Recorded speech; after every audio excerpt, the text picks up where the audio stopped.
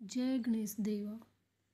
सकट चौथ यानी संकष्ट चतुर्थी से संबंधित कई कथाएं प्रचलित हैं, जिसमें गणेश जी का अपने माता पिता की परिक्रमा करने वाली कथा, नदी किनारे भगवान शिव और माता पार्वती की चौपड़ खेलने वाली कथा, कुम्हार का एक महिला के बच्चे को मिट्टी के बर्तनों के साथ आग में जलाने वाली कथा प्रमुख रूप से शामिल हैं। आज आपको सकट चौथ पर तिलकुट से संबंधित गणेश जी की एक कथा के बारे में बताते हैं। कथा हम जो कहने जा रहे हैं वो पहली कथा है। इस वर्त में 2 कथाएं सुनते हैं, तो अभी हम पहली सुनाने जा रहे हैं। इसी पीछे की कहानी है कि माँ पार्वती एक बार स्नान करने गई। स्नान घर के बाहर उन्होंने अपने पुत्र श्री गणेश जी को खड़ा कर दिया और उन्हें रखवाली का आदेश देते हुए कहा कि जब तक मैं स्नान कर खुद बाहर न आऊँ, किसी को भीतर आने की इजाज़त मत देना। इस पर गणेश जी अपनी माँ की बात मानते हुए बाहर पहरा देने लगे। उसी समय भगवान शिव माता पार्वती से मिलने आए, लेकिन गणेश भगवान ने उन्हें दरवाजे पर ही कुछ देर रुकने के लिए कहा। इस पर भगवान शिव ने इस बात से बेहद आहत और अपमानित महसूस किया। गुस्से में उन्होंने गणेश भगवान पर त्रिशूल का वार कर दिया, जिससे उनकी गर्दन कटकर दूर जा गिरी। स्नान घर के बाहर शोरगुल की आवाज़ सुनकर जब माता पार्वती बाहर आई तो देखा कि गणेश जी की गर्दन कटी हुई है। ये देखकर वो रोने लगी और उन्होंने शिव जी से कहा कि गणेश जी के प्राण वापस कर दें। इस पर शिव जी ने एक हाथी का सिर लेकर गणेश जी को लगा दिया। इस तरह से गणेश भगवान को दूसरा जीवन मिला।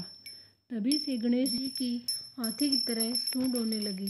तभी से महिलाएं बच्चों की सलामती के लिए माघ मास के कृष्ण पक्ष की चतुर्थी को गणेश चतुर्थी का व्रत करने लगी।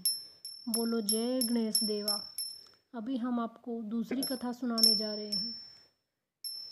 किसी नगर में एक कुम्हार रहता था। एक बार जब उसने बर्तन बनाकर आवा लगाया तो आवा नहीं पका।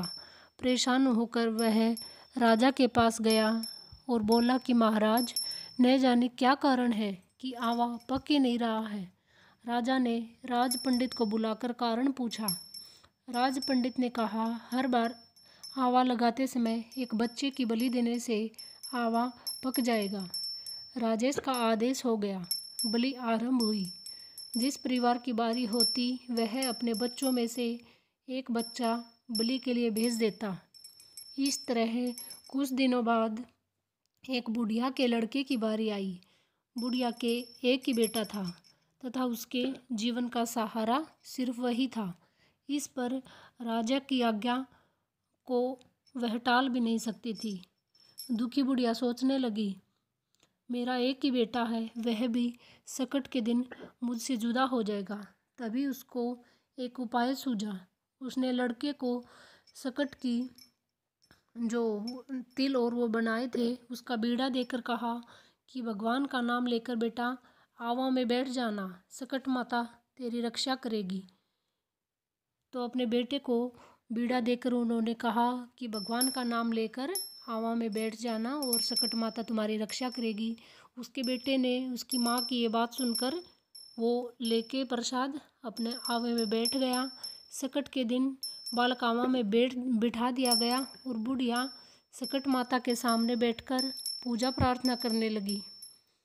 पहले दिन आवा पकने में पहले बहुत टाइम लगता था, पर इस बार सकट माता की कृपा से एक ही रात में आवा पक गया। सवेर कुम्हार ने सबको हैरान कर कहा कि आवा पक गया था और बुढ़िया का बेटा जीवित व सुरक्षित था। सकट माता की कृपा से नगर के अन्य बालक भी जी उठे। यह देखकर नगरवासियों ने माता सकट की महिमा स्वीकार कर ली। तब से आज तक सकट माता की पूजा और व्रत का विधान चला आ रहा है। बोलो जय सकट माता की, जय गणेश देवा। कहानी सुनने वाले व कहने वाले सब पर गणेश जी का आशीर्वाद बना रहे। धन्यवाद।